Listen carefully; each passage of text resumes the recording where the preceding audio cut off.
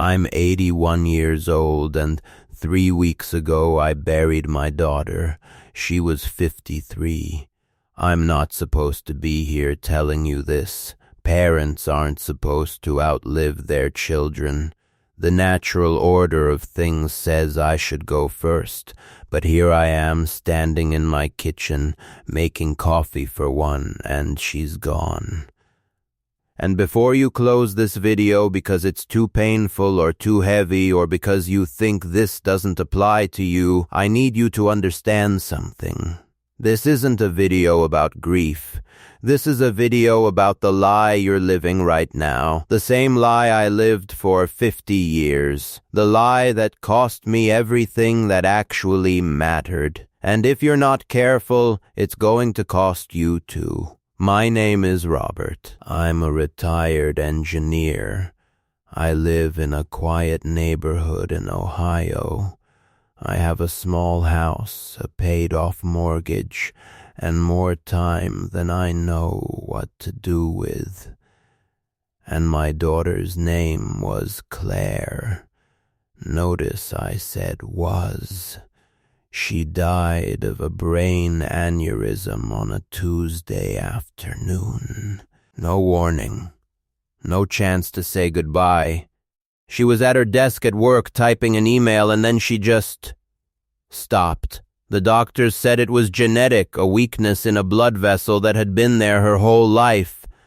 A ticking time bomb nobody knew existed.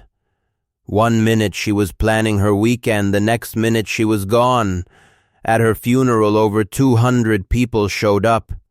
I was shocked. I knew Claire had friends, but 200 people? The church was packed, standing room only. People were crying before the service even started. And then something happened that changed everything for me. They opened the floor for people to share memories, and one by one strangers stood up and told me about my daughter. A woman I'd never met said Claire had stayed late at work for 3 weeks to help her prepare for a presentation after her husband left her. Said Claire had been the only person who made her feel like she wasn't falling apart. A man with 2 kids said Claire had organized a meal train when his wife was going through chemotherapy. Said they'd received home-cooked dinners for 2 months straight because Claire had coordinated 30 different families. A teenage boy said Claire had been his mentor through the Big Brothers Big Sisters program, said she'd been the only adult who ever made him feel like his dreams were actually possible. He'd just gotten accepted to college. Claire never got to know. A woman in her 70s said Claire had visited her every Sunday at the nursing home for 5 years. Just visited, brought flowers, sat and listened, story after story. For 45 minutes, people stood up and told me about a woman who apparently changed lives for a living, and I sat there in the front pew, listening to them describe my daughter, and I felt something I'd never felt before. Shame. Deep, overwhelming shame. Because I didn't know any of this.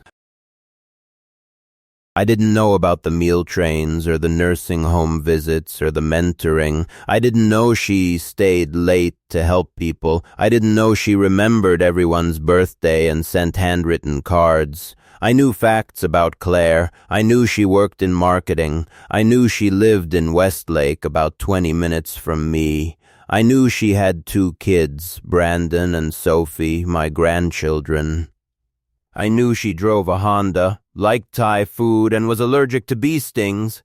But I didn't know her, not the way these strangers knew her, And sitting in that church, listening to them cry over losing her, I realized something that has haunted me every single day since. I was her father, and I didn't really know my own daughter. You want to know why? Because I was busy. Too busy for what, you ask? That's the thing. I honestly can't tell you. Work, I suppose, even though I retired 6 years ago. Golf, the news, my routines. My comfortable little bubble of a life that didn't require me to drive 20 minutes to have dinner with my daughter. Claire invited me over constantly, every week, sometimes twice a week. Dad, come over for Sunday dinner. I'm making pot roast. Dad, the kids have a recital on Tuesday. Can you make it? Dad, I'm trying this new recipe. Want to come be my official taste tester? Dad, let's grab coffee this week. I miss you. And I always had a reason why not. This Sunday's not good, honey. How about next month?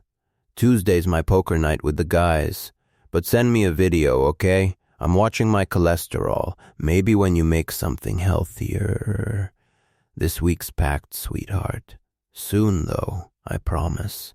Next month never came. I never rescheduled poker night.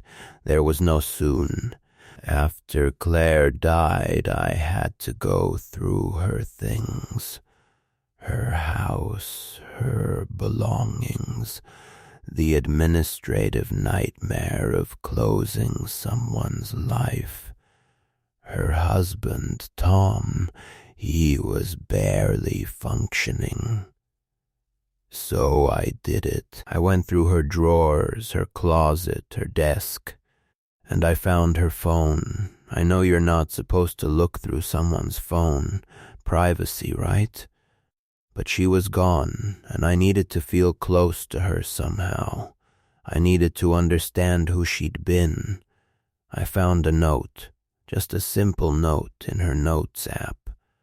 The title was Things to Tell Dad When He Has Time. I sat down on her bedroom floor, and I read that list. 73 items. 73 things my daughter wanted to share with me. Moments she wanted to tell me about. Questions she wanted to ask. Memories she wanted to revisit. Brandon got an A on his history project, and he said it's because I helped him the way Grandpa used to help me. Remember teaching me about the Revolutionary War, Dad? Saw a cardinal today and thought of Mom. Do you still see them in your yard? Tried Mom's apple pie recipe. Failed spectacularly. Can you help me figure out what I did wrong? Sophie asked me what you were like when you were young. I realized I don't really know. Can we sit down and you tell me stories sometime? I got promoted today. Wanted to call you, but I know you don't like being bothered during Jeopardy. Feeling really overwhelmed with everything. Could use some dad advice? Maybe coffee soon? Tom and I are struggling a bit. Nothing serious, but I keep thinking about how you and Mom made it work for 50 years. How did you do it? On and on and on. 73 conversations we never had. Not because she didn't try. She tried. She reached out constantly. But because I didn't have time. Let me say that again, and I want you to really hear this. I didn't have time. I'm 81 years old. I'm retired. I have no boss, no deadlines, no obligations. My calendar is completely empty. I have nothing but time. And yet, when my daughter was alive and actively trying to spend time with me, I didn't have it. Here's what I've learned in the 21 days since I buried my child. Time isn't something you have or don't have. Time is something you give or don't give. Every single time you say I don't have time, what you're really saying is that's not my priority. I didn't prioritize my daughter. I prioritized my routines, my comfort, my golf games and my poker nights and my television shows. I prioritized not being inconvenienced. And now she's gone. And I would give everything. Every comfortable morning, every golf game, every single routine I protected, I would trade all of it for one more Sunday dinner with Claire, for one more chance to help her with that apple pie, for one more conversation about how her mom and I made 50 years work. But I can't have it. And that's the brutal reality of death. It doesn't negotiate. It doesn't give you time to prepare. It doesn't care about your plans to be better later or to make more time soon. It just takes. And then you're left holding a list of 73 things you'll never get to hear. You think you're different. You think you have time. You think the people you love will always be there, waiting patiently while you get around to prioritizing them. They won't. The last time I saw Claire was 3 days before she died. She stopped by my house around 2 in the afternoon.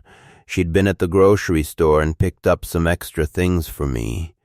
She did that sometimes. Just bought me bread and milk and deli meat because she knew I hated shopping. She knocked on my door and I opened it and she was standing there with 2 bags of groceries and this huge smile on her face. "Hey, Dad, just dropping these off. Got you that rye bread you like." She put the bags on my kitchen counter and said, "So, we're grilling this weekend, Saturday around 5. Can you come? The kids really want to see you." I was watching a football game. Ohio State was playing. I don't even remember who they were playing against. And I said, "God," I can still hear my own voice saying it. I said, "This weekend's not great, honey. Rain check?" She didn't push. She never pushed. She just smiled, a little smaller this time, and said, "Sure, Dad. Soon, though, okay? We miss you.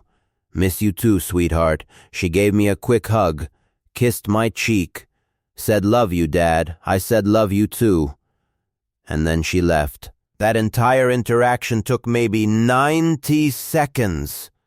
90 seconds. That was our last conversation. 90 seconds in my kitchen while I had one eye on a television screen. And I couldn't even commit to a Saturday dinner with my daughter and grandchildren. Because Ohio State was playing. I don't remember who won that game.